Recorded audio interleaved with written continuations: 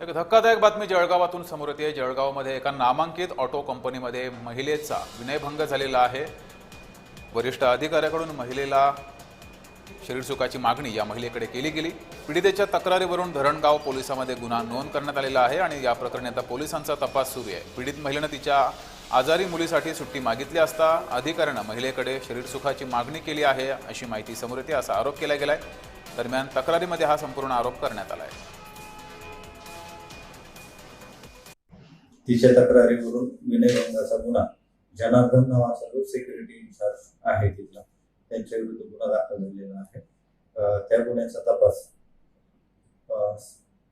सध्या पोलीस उपनिरीक्षक पडगुजर करत आहे।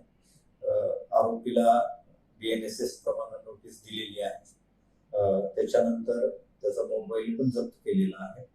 मोबाईलमध्ये काही आक्षेपार्ह व्हिडिओ आम्हाला मिळून आले नाही, बहुतेक काही डिलीट केले असावेत असा आमचा संशय आहे।